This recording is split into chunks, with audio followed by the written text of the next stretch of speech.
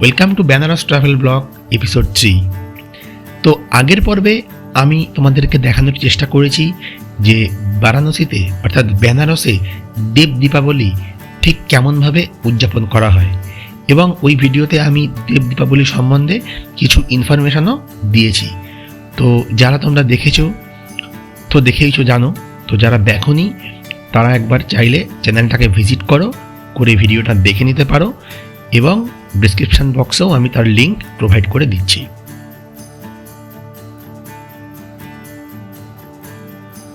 তো কেমন আছো বন্ধুরা? আশা করছি তোমরা খুব ভালো আছো। তো চলো আর বেশি কথা না বাড়িয়ে আজকের পর্বটা শুরু করা যাক। এই পর্বে আমি তোমাদেরকে দেখাতে চলেছি সান্ধ্যকালীন বোট রাইড, অর্থাৎ সন্ধেবেলায় গঙ্গার ঘাটগুলো ঠিক কিভাবে সেজে ওঠে সেটা আমরা আজকে বোটে করে ঘুরে দেখব। বুঝতেই পারছো, দেব দীপাবলির পরদিন আমরা বোট রাইড করছি। তো দেব দীপাবলিতে যেভাবে সেজে উঠেছিল বেনারসের ঘাটগুলো, সেগুলোর বেশ কিছুটাই কিন্তু আমরা আজকে কভার করতে পারবো, এবং পাশাপাশি তোমাদেরকে দেখাবো যে এই সন্ধ্যাবেলা দেব দীপাবলির ঠিক পরদিন বিশ্বনাথ মন্দির ঠিক কেমনভাবে সেজে উঠেছে। তো চলো পর্বটা শুরু করা যাক।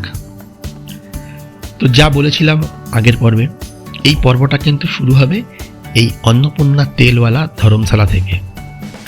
তো আমরা ধর্মশালায় ঢুকে চেক ইন করে লাঞ্চের খোঁজ করতেই ওনারা বললেন পাশে ওনাদের একটা দোকান আছে, সেখানে লাঞ্চের ব্যবস্থা হয়ে যাবে। তো আমরা আর বেশি চিন্তা করলাম না, ভেজ থালি দিয়েই আমরা দুপুরের লাঞ্চ কমপ্লিট করলাম। এবং লাঞ্চ কমপ্লিট করতে গিয়ে দোকানটার এত সুন্দর ডেকোরেশন দেখে লাঞ্চে খাবারের ভিডিও তোলা বাদ দিয়ে দোকানের দেয়ালগুলোকেই ফ্রেমে বন্দি করে রাখলাম। তার কিছু অংশ তোমাদের সাথে শেয়ারও করে নিলাম। দেন আমরা লাঞ্চ কমপ্লিট করে রুমে এসে একটু রেস্ট নিয়ে ঠিক সন্ধে হব সেই সময় বেরিয়ে পড়লাম দশাশ্বমেধ ঘাট যাওয়ার উদ্দেশ্যে। একটা টোটো ধরে নিলাম, রানিং টোটো, 20 টাকা পার হেড নিল, এবং যদি তুমি রিজার্ভ করো সেক্ষেত্রে 100 থেকে 150 টাকা নিয়ে থাকে।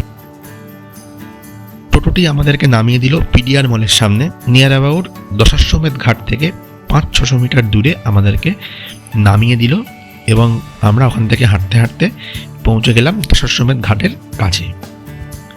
এবার একটা কথা বলে রাখি, এখানে পাশেই রয়েছে দশাশ্বমেধ বোর্ডিং হাউস। এই বোর্ডিং হাউস পেরানোর পরেই তোমরা লক্ষ্য করবে বেশ কিছু লোক তোমাদেরকে বোট রাইড নেওয়ার জন্য ইনফ্লুয়েন্স করবে। তো এখানে তোমরা কোনো কথা বলবে না, এটাকে এড়িয়ে চলে যাবে দশাশ্বমেধ ঘাটের ঠিক লেফট সাইডে অবস্থিত রাজেন্দ্র প্রসাদ ঘাটে। দেন ওখান থেকে তোমরা একদম ঘাটের কাছে গিয়ে বোটের সাথে কথা বলে বোট রাইড নেবে, তাহলে তোমাদের স্ক্যাম বা ঠকার কোনো ভয় থাকবে না। বেশ কিছুক্ষণ দরদাম করার পর ঠিক হলো যে 100 টাকা পার পার্সন করে আমরা ঘুরতে পারবো। টোটাল 65 ঘাট আমাদেরকে ঘোরাবে। সেটা হচ্ছে এই ঘাট থেকে, অর্থাৎ রাজেন্দ্র প্রসাদ ঘাট থেকে দক্ষিণ দিকে হরিশ্চন্দ্র ঘাট পর্যন্ত যাবে, এবং ওখান থেকে ঘুরে এসে উত্তরে মণিকর্ণিকা ঘাট পর্যন্ত বোট কিন্তু কভার করবে। তো আমরা বোটে চড়ে বসলাম, এবং বোট রাজেন্দ্র প্রসাদ ঘাট থেকে ছেড়ে এগিয়ে চলল হরিশ্চন্দ্র ঘাটের দিকে।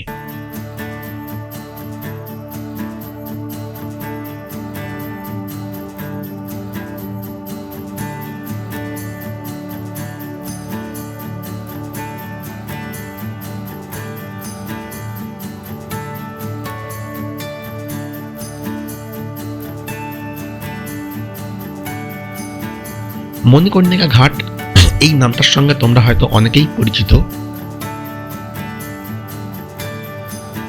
তো চলতে চলতে আমরা দেখলাম যে বোটের যে মাঝিরা রয়েছে তারা অনেক চেষ্টা করলো গঙ্গা আরতি দেখানোর জন্যে, কিন্তু যেহেতু দেব দীপাবলির পরের দিন অর্থাৎ ক্রাউড তো একটু আছেই, বেশ ভালোই ক্রাউড রয়েছে এবং আমাদের একটু দেরিও হয়ে গেছে।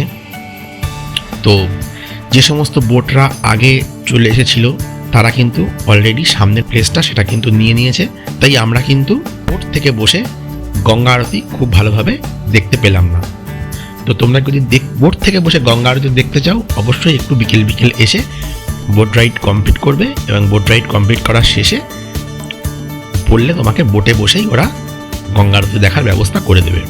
তো এভাবেই আমাদের আজকের বোট রাইড শেষ হলো এবং আমরা রাজেন্দ্র প্রসাদ ঘাটে এসে নামলাম। ঘাট থেকে নেমে আমরা ঘাট ধরে এগিয়ে চললাম উত্তর প্রান্ত বরাবর।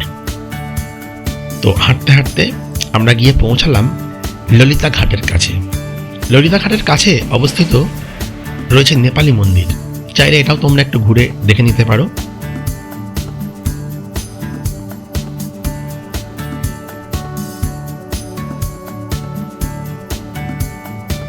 এখান থেকে বেরিয়ে পাশেই রয়েছে কাশী করিডোর, যে করিডোর নতুন তৈরি হয়েছে। Prime minister of India Narendra Modi 2021 সালের 13 ডিসেম্বর এই কাশী করিডোর উদ্বোধন করেছিলেন। তো এই কাশী করিডোর দিয়ে তুমি প্রবেশ করতে পারো সরাসরি বিশ্বনাথ টেম্পলে। আমরা কাশী করিডোর দিয়ে মন্দিরের ভেতর প্রবেশ করলাম। এটি দ্বাদশ জ্যোতির্লিঙ্গের অন্যতম 7ম লিঙ্গ। বর্তমানে যে মন্দিরটা তোমরা দেখছো এখানে, সেই মন্দিরটা প্রতিষ্ঠা করেছিলেন ইন্দোরের রানী অহল্যাবাই হোলকার 1380 খ্রিস্টাব্দে।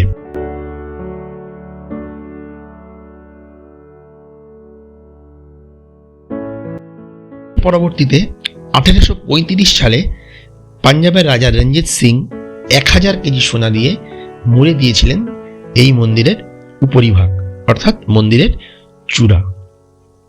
তো আমরা দেব দীপাবলির পরদিন রাতের আলোয় কিভাবে সেজে উঠেছে বিশ্বনাথ টেম্পল সেটা দেখলাম এবং দেখে এখান থেকে 4 নম্বর গেট থেকে বাইরে বেরিয়ে সরাসরি হাঁটা পথে চলে গেলাম অন্নপূর্ণা ভোজনালয়ে।